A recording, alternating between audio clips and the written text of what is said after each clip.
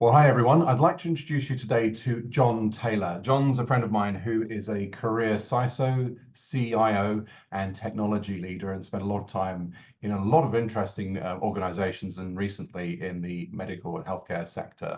But John, do you want to give people just a very brief background to your journey in relation to cyber, and then we'll get straight in with some very interesting stuff. Yeah, for sure. In relation to the cyber world, so I started a long time ago, and probably you can tell by the grey hairs, it's quite a fair few years ago.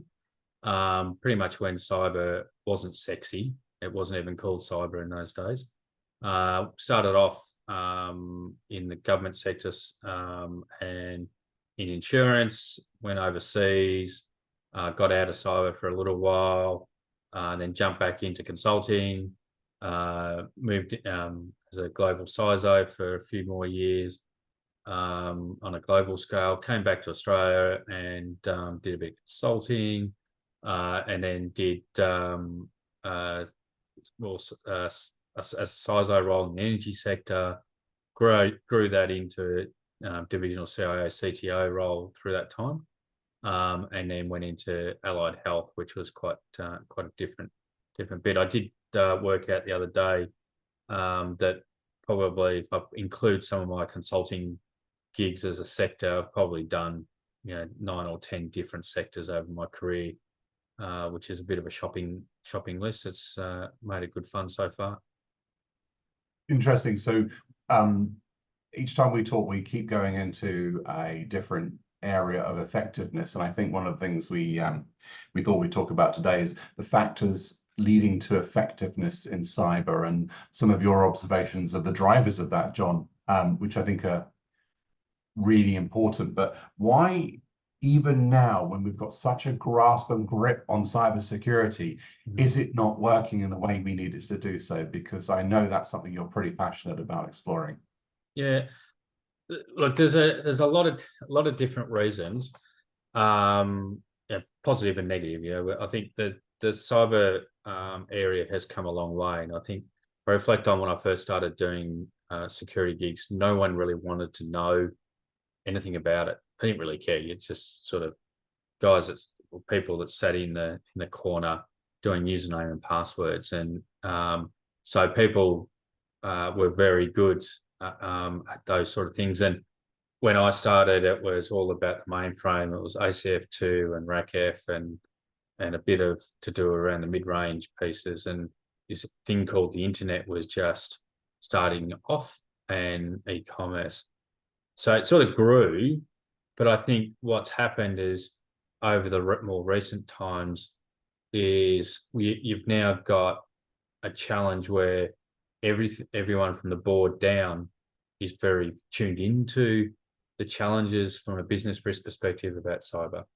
They're tuned into areas that they need to ask the key questions about, and they get told about the questions. It's not necessarily they understand what that question they're asking, and I've seen that before. But what that means is that unless you've got a real strong, as a practitioner, you've got a strong body of knowledge and experience, it makes it really hard to understand and walk in the shoes of the people that are asking those questions to be able to either relay the question back or anticipate how you need to steer the strategy on a cyber perspective. And that body of knowledge is really, really crucial. And then that comes down to what I'm really talking about is a skills and capability shortage. We have and it drives me nuts when everyone says that the war for talent in technology. Ever since I started my career, it was always a war for talent. Good people are hard to find. Right? That's a given. But what's happening now is people aren't getting all the war wounds that they need and the breadth of experience that they could do, because there is a shortage, and people are either jumping into things and then jumping out to other things and jumping into other things, which is fantastic. But that really hard baseline of hard knocks and getting smashed, picking yourself up, learning from it, and then going, okay, so how do I fix that next bit? And then from a leadership perspective, you need strong leaders in the in the areas, no matter what it is. It doesn't matter if it's cyber, whatever company, whatever sector, you need strong leaders to be able to let those people learn and grow and deliver better for you. I love that. The world of hard knocks. Why is that so important? And what are we doing? Are we finding that people chop and change, and because security is so hot, they can move from A to B to C as well, companies, that they perhaps don't get those hard knocks that perhaps some of us have had? Yeah, and I think that's what's happening. And I think cyber is one of those things. Is there's some people absolutely brilliant, way smarter than me that I've worked with, that are just brilliant at delving into either the technical issue, the social issue that's going on, or whatever that needs to be addressed. It's just amazing to watch. And they will always go fast. So the brain's the size of the planet, and off they go.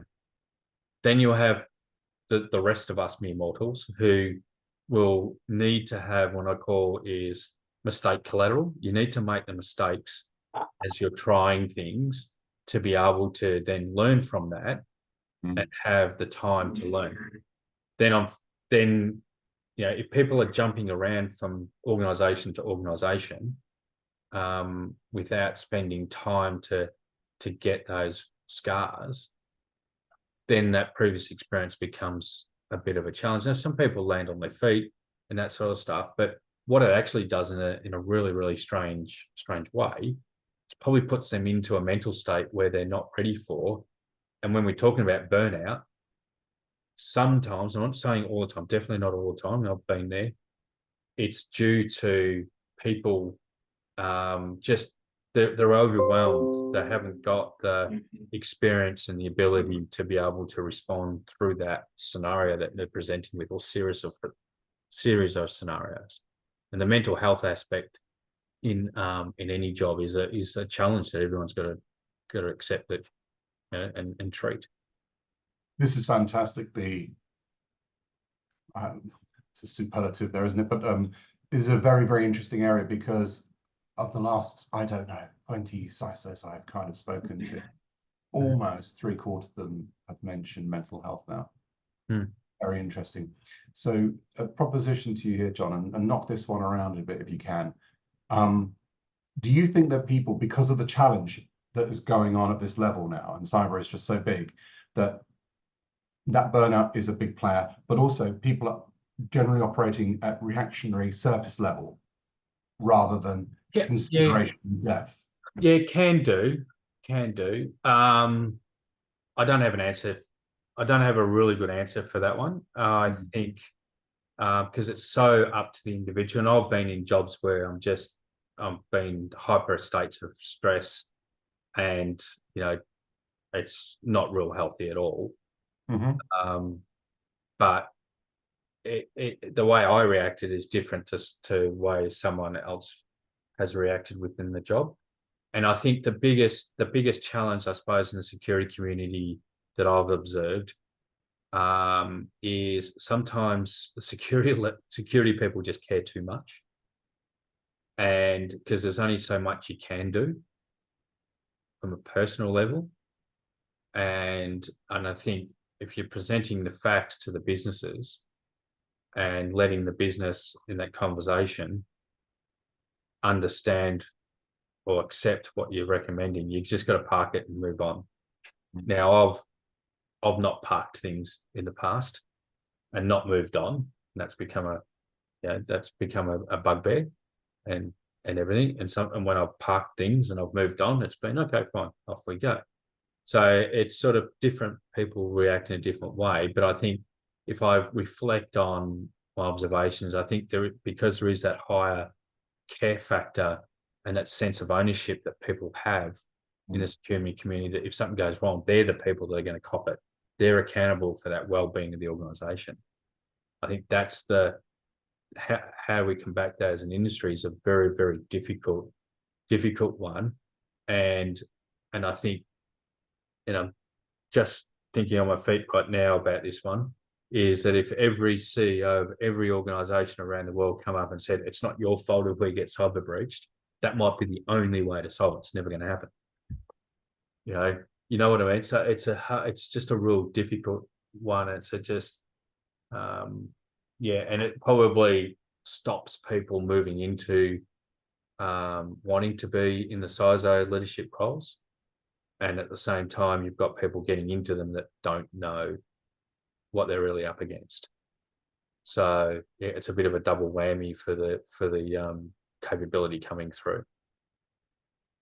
I would agree wholeheartedly with your assertions there.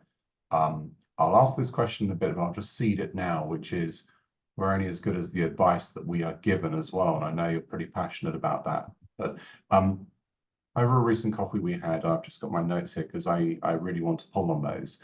We discussed driving cyber, and we were talking about factors in effectiveness and things to consider, right? So I remember you saying, so much so I had to write it down. We spoke about people and the kind of cause that they're championing, the way that budget definitely affects the behavior in this and creates influence of support or rejection of certain areas that need to be addressed that feed up into all these problems. And then people's agenda championing things, their budget, and the danger of layman experts, as you kind of said as well. So do you want to just explore some of those, John? Because I thought it was so interesting, that budget's an interesting one. And I think the cyberspace has got a challenge, it has had for a while, and it will have for a while, where it can be a bottomless pit. So organizations there are just sitting, well, I'm going to be always throwing money at this. And then the question comes back is, how do we know when enough is enough? And, you know, I've done it before, and I've been offered a lot more budget than I had. And I'm just going, I can't do it because I can't spend it. I can't do anything with it. But then you've got the organizational dilemma. If you've got a CFO that's got X amount of budget to spend for an organization, and it's so that you take that 100 million, it's always good to take metric numbers in my brain. 100 million, everyone will ask as a roll up of the budget in the different parts of the area of the organization. It'll roll up and it never be less than the 100 million that your CFO's got to allocate out to everyone. So from that, cyber wise, you might want 10%, and the CFO can give you 8% because you've got to give that, he or she's got to give that other 2% to another part of the business that's going to add value. Doesn't necessarily mean that the CFO doesn't think cybersecurity is less important. It's just that they've got to make this real big dilemma about where the best part do I carve up the money. Yes. Now that then leads to another part with that is where people from when you've got that budget, when you've got the budget as a security person, there becomes quite a fair bit of responsibility to make sure that you're getting, you're doing what you say you're doing, you're getting the ROI, and actually you're spending that money as the custodian of the space, as part of the custodianship of the organisation for the best parts of the organisation going forward. So then when you're going down that path, that means that, okay, me as a security person, that means I've got influence. I've got a way to be able to drive the organisation forward with that budget that I have to get outcome. So, you allocate that to your program and everything like that. And then, don't be scared to share that around as well, because if you need something or someone else in the rest of the organization wants to be able to do something from a security aspect or slightly from a security aspect, which will help you deliver better, then allocate some of your budget to those areas. So it's just about being the budget side of it is a difficult one, and it's really where a lot of security people will, I still hear it, will still complain that they don't have budget, they don't get budget. But people have to really dig underneath that. Is that an organizational thing that they're not liking cybersecurity, or they don't want anything to do with cybersecurity? Or is that the individual hasn't been able to sell how the budget should be spent, what the return on investment is for that, and what's the value to the organization, coming back to the 100 million percentage breakdown. It's a difficult one that everyone has to lean into, but that's, as a CISO, you're probably less about cyber, actual technical cyber these days, than you are about managing people, marketing, and managing budget spreadsheets.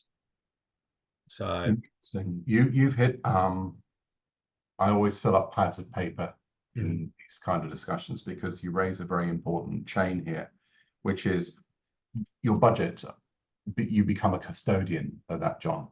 Yeah. And then I've written next to that, that's an extraordinarily valuable thing. And I'm not referring to financial. It's valuable because you can wield and should wield a degree of influence and outcome with that. But that's where things start to break down, isn't it? That, some people do it because, are their intents aligned with the organization, or are they career builders, or are they have certain preferences in terms of solutions? But the key thing is here to drive an outcome, and the outcome is to represent value. Now, so is that where we start seeing perhaps a disconnect, because some people may, security for security's sake, may not align with the organization's direction? Where do you, that's a huge responsibility of the CISO here now, isn't it, to make sure that at the end of the day, we're aligning with strategic direction of the business. Yeah. But we do go down all paths. Yeah, and I think it is a tough one, because everyone will work out their plan, they will work out the strategic objectives, where I'm going to allocate budget to within the security program, and how I'm going to run those. And you can't do everything. And the most frustrating thing, even to this day, I always get, well, we're not a bank, we don't want to be gold-plated security. And you never, outside the banking financial sector and that sort of stuff, it's frustrating in the sense that that's not your intention as a CISO. It's about managing risk. Your role isn't there to gold plate everything and do the ultimate version of security. And I've always, you've got, use NIST as an example. People are doing a lot over the years around aligning with the NIST framework, which is great. But the beauty about a framework is about how you manage that and allocate risks and manage it, and not go holus bolus into A, B, C, D as a checklist. There's a lot of finesse in doing it.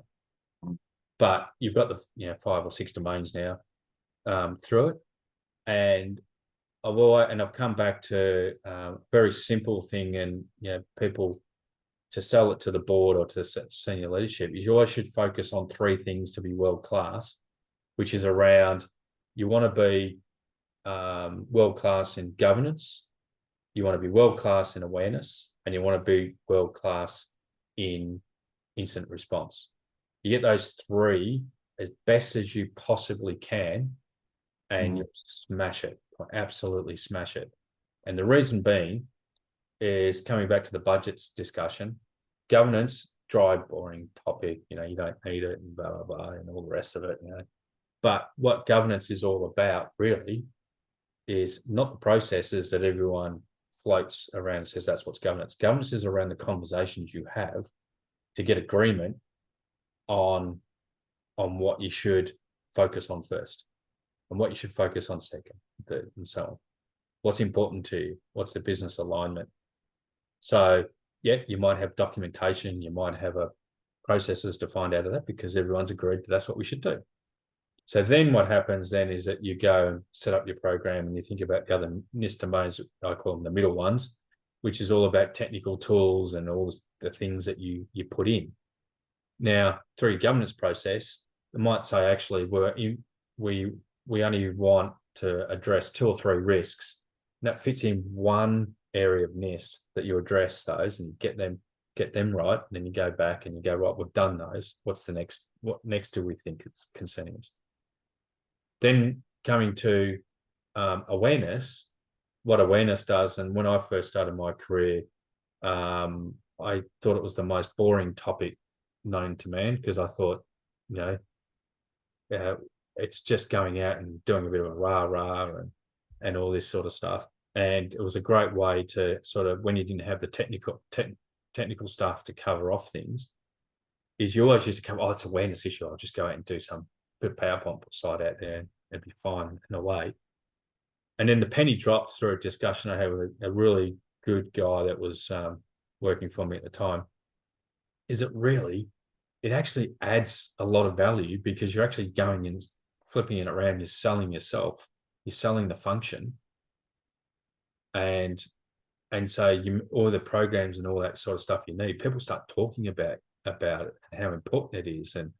And so I've done that over time, and the best security awareness people I've had have been not security background people in awareness, and because they're being able to sell or communicate the security terms in a layman's way that people understand. And it's like any sector, once you get built into it, or any industry, you actually adopt the jargon, you adopt the language, and there's a lot of stuff that you forget, that the basics that you forget about, that you know about, that you think that other people know about, if you get what I mean. So from that. And then the last part around incident management, we've talked about in the industry quite a lot, is that, if you can recover fast from any incident that you have, that's a really good measure than in the past, where it would take a couple of years before someone would really notice that they've breached a network, when now that's come down. It's still probably too long. But once you've had a breach, if you can recover really well and recover fast, then your business is up and running. But then that feeds back into the loop then of good governance, that then you can make the changes and reprioritization of your budget to go out and actually manage those risks and put in the capabilities that you need to put in that affected you from the learnings out of the last incident or run through that you had. And that makes the value proposition of your budget versus spend allocated really tangible. People because it's governance is with business people and that sort of stuff, they're really seeing this as we asked for that, and now we've got this. We had this problem, now we've done this. That bit that's coming together really is effective. That is interesting, because now we're starting to talk about a journey of maturity on that. So just summarizing that, because I think that's really important to draw back out in this conversation, is what makes world-class from your perspective: governance, security awareness, and incident response. I want to go back to another point, John, that I love saying this, and it's nice to repeat this because it means we're exploring new material, but I rarely hear certain things. And then when someone brings it out, it's like, great, we've just done something really, really cool here. And you worded it, the world of hard knocks. I'm a big subscriber to that. Your errors are a function of making you and your org who you are. And those past knocks don't necessarily have to be in the same company. They can be past knocks, obviously, from previous companies. And the other one I've just thought of on the fly here is, when we connect as a community, we learn from the hard knocks of our peers. Yeah. Our other side. So that's obviously clearly resonated with you. Tell me about that. Why have you just gone, that's... Yeah. I suppose the incidents that I've been through are going to be totally different to incidents that others have gone through. Yeah. And that's one of the things that's been a fundamental shift over probably the last 20 or so years in the security space, is people are more open about the incidents that they've faced or the challenges that they've faced. Back in the Yes. day, you would never talk about it. You didn't want to say anything about it because it was an issue. Where now people will be open, and in the local area where you've got, I haven't been in a room where Optus has been, and someone from Optus has talked about, but the others that have happened, and that's not a reflection on them, but the others that have happened, the big ones, I've been in rooms where they've openly talked about the challenges that they faced and what they would have done differently and how they responded and all this sort of stuff. And that's been consistent over the last probably 5 or 6 years, which is really great. And that then teaches you something, and that gives you a war wound without going through what that poor person that's telling you the story that they just went through to add to your arsenal. There's nothing like being in it, though, and being straight out. But I think the openness and the learnings that people are now willing to share within the sector in the cybersecurity industry is so much better than what it has been for years. Hold on, we're onto something here. Openness and learnings. So I know we were discussing this earlier over a coffee as well, and that there's an arrogance to some degree, and it's not exclusive by any means. I must caveat that here. But in general, cyber providers are all about the solutions. We're better, more functionality, we do it better, etc., etc., etc. There's an interesting skew in there, John, isn't there? In that when you buy, let's say, a solution, a SaaS solution that does X for cyber, whatever it might be, it's all about benefits, it's all about functions and features, isn't it? Yeah. But I've just realized something important here. There's something missing in all of this. It doesn't bring in openness and learnings. It just provides a point solution about something. Yeah. Gives visibility, perhaps. It's value, isn't it? But that kind of, or even if you look at consultancy, that project mentality, when you deal with a project, there's very little in the transfer of openness and learnings in that, isn't there? It's more about solve this point problem. Yeah. Would you agree? Yeah. I've only just thought of this. I would agree, and I think there's a number of reasons for that. If you think about, to be fair to the supplier, to be fair to the vendors, they want to make an income. They've got targets to hit. So the good ones will help you. The poorer ones quickly get a reputation that they're there to, and it becomes obvious very quickly in the community.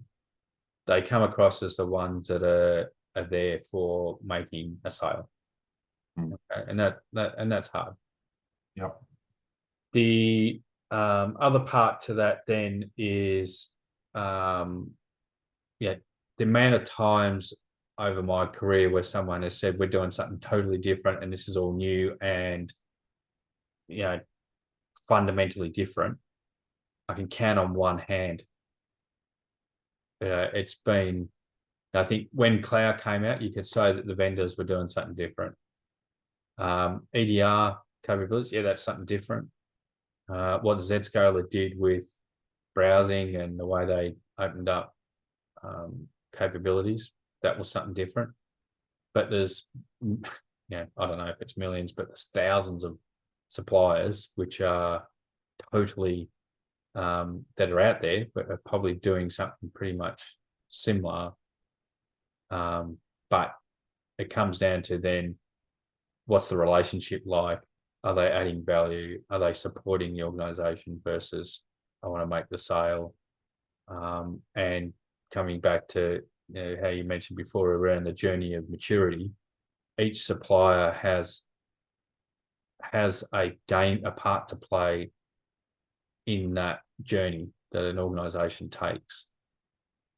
And so, and it's, they make money and they make as customers, but at the same time, from a security perspective, or even when you manage broader IT shops, you're bringing in a supplier to actually deliver something that's valuable to you and the organization, and just being quite direct with it. If that supplier doesn't succeed, chances are you could get fired. That's how it works, right? But the supplier won't think that when they're trying to grow that, trying to get involved in there. If they take that from the good ones that I've had, I've been really good enough transaction with for again and again, will be the ones where, okay, so how do we make you successful with this? What do we have to do to make you successful? Is that a question though that gets asked less and less these days? I don't know. You've got me there. I don't know.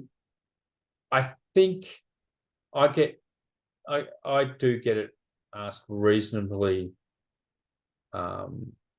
enough. Do I get asked by every supplier? Probably not. No. Do I get asked by more than 50%? No. It's that compounding learning that I'm really interested in, John, and it doesn't matter what type of supplier it is. It's that, here's a way of doing something. Yeah. That be shaped with you. And what have we as in the collective in this, all learned in the past that we can bring to bear today, to go back to your point, creating value, which driving outcome, which is linked back up into the fact that you're a custodian of something very valuable and trying to shift the needle. And I think that's that openness and learning applies to suppliers. I think it also applies, as you kind of say, within the CISO / C-level networks that are out there, and this openness to share and take that. So past hard knocks, present hard knocks, other peers hard knocks, other vendors hard knocks. Really interesting, isn't it? I just thought as well, how many vendors admit their failures? Not many. You only see the not many. Good. Not many. Right. Yeah, definitely not many. And I think it does take a fair bit of maturity on all sides if there's a failure from a supplier and a buyer, to admit that to each other. There's a lot of maturity in that needs to happen. I've had those relationships as well, where it's been quite open, it's been quite good. You still have talking about supplier vendor management, you still have a contract that you have to manage too. And I've seen it, I've experienced it myself, probably caused it myself, where the contract's over here and then you go, okay, well, let's go off and do this and try this. But you've gone outside the bands of that contract, everyone's agreed to it. That then makes that contract void, technically. And then you're saying, well, okay, so we've got to get back to that contract. How do you get that? And I've been in situations where that behavior's gone on for a long time because of the good of the relationship. And then everyone's looked back at the contract and it's like, well, that's not even anything like how we operate. Then you create evolution, isn't that you? But you've got to, yeah, but I think back in the days that I've learnings I've had from talking to suppliers is that you've got to really think about when you're entering into a relationship with a supplier, what could go wrong. And if you take that what could go wrong, because when we're going through an RFP process and you appoint a vendor, everyone's upbeat, it's great, we're going to be working here, we finally got to get going on the project, everyone's upbeat, but nothing's going to go wrong. Show me a project that doesn't go wrong. And so you've got to think about when you're entering into these relationships and contracts, what could go wrong, have the contract aligned to that, and then just be grown up enough to go, well, okay, we're gonna make things together and work together well and all this sort of stuff, but we still got this contractual framework that we have to work in. And you can change a contract, but document it, do part of that process that goes through that. So as your supplier, so your supplier management processes, your governance, you're actually in a situation where both of you are pushing in the same direction. And I've worked on the other side of the fence where, and I can remember, I won't mention either company, but I walk into a large multinational and talking to people who are about to go into an outsourcing period, and they were going, "Oh well, this is what we're going to get. This is what we're going to get." And I was doing a consulting bit, so I go to the outsource and I go, "Okay, so tell us about what's going on." And I say, "Well, this is what we're going to give them." Both of them, they were like this, absolutely. And I went to both and I said, "Look, you're talking different language here. You're in a problem." It's, "Oh no, it's all good. It's all good. We fully understand." Flick the switch day one. It wasn't good. And they took them a long time, if at all, to come back from that. So it's really important to have those relationships, but it's also really important to put what your understanding is down on paper, so that then everyone's very clear on what you're going to get, what not you're going to get. What I say, number one principle of audit and governance: if it's written down, it happened, or if it's written down, it is more likely to happen. Correct. Yeah. And that's, yeah, and I probably digressed a little bit on that side, but I think as a security person, management, we do third-party supplier reviews as a body of capability these days. Whether they work well or not, that's a totally different point for the business to go and check that our suppliers, or the suppliers of the business, have got good cybersecurity practices. But you don't put good, it's a generalization. It's not often you think about how you manage your own suppliers and put the right rigor around your own supplier management, and have a supplier or vendor manager allocated to the security space to make sure that the suppliers are delivering what they should be delivering. I've had some really good ones through my career. They're absolutely brilliant. And the best one I've ever had, if I stepped out of line, told me off. And if the supplier stepped out of line, told them off. But you've created the condition because they were comfortable or felt that they could do that. Correct. So in the last minute or two, John, that we've got here, the word arrogance, unfortunately, does come up in our respective industry, doesn't it? It is a thing.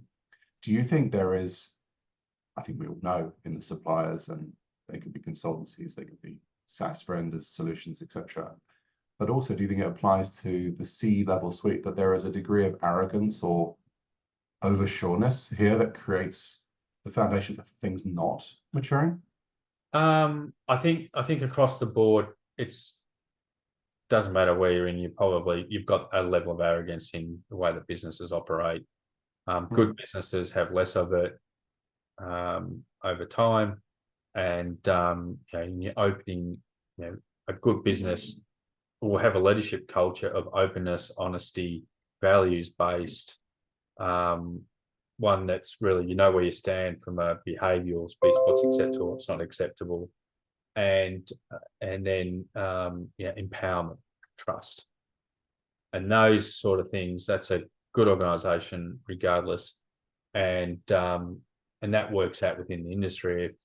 If you say what you're going to do, and you do it, you're going to build trust, and away you go. And it's like that thing where we do this, we go present board papers, and it's all about, these are all the things that we're going to do, and I've got this vendor, and I've got this, and I've got that, and I've got budget, and everything, and away we go.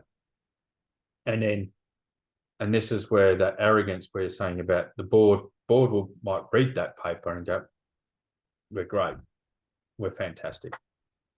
And I know you've heard me say this before, previous discussions, but when those bits to the board gets presented, you got to talk about what you are doing. You got to talk about what you're not doing, and then what the risks are of doing that. So coming back to that sort of governance piece, because in that conversation, the board might turn around and go, "Actually, one of those 5 that you're saying you're not doing, that's really important to me. let's change that priority. Right? Or at least the business sits there and goes and has that little tingly feeling that they're comfortable, but they know that they're not totally comfortable. You get what I mean? But they know what's going on.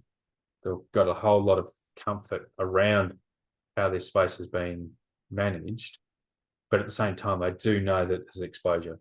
They're not building up a, you know, how would I phrase it? An accidental level of arrogance around that the space is progressing or in a higher level of maturity than it actually really is. I think that is a fantastic summary. And what I'm finding is the more we're doing of these conversations, the more we're getting into the nuances and depths of that. John, I think we need to pull more of those last few minutes out in discussions that we have and others of our peers have together. I think that is extraordinarily important. And then also saying, you know, we might have risked to accept something, but what are we not doing? So at least an awareness and such. That is really, really, really fundamental. I've thoroughly enjoyed this session. Thank you. I always enjoy our conversations. But for the moment now, John Taylor, career technology leader, CISO, CIO. Thank you very much indeed. Thank you so much, Dan. It was very enjoyable. Hopefully people got a lot out of that. It was fun. I think they will. Thanks, John.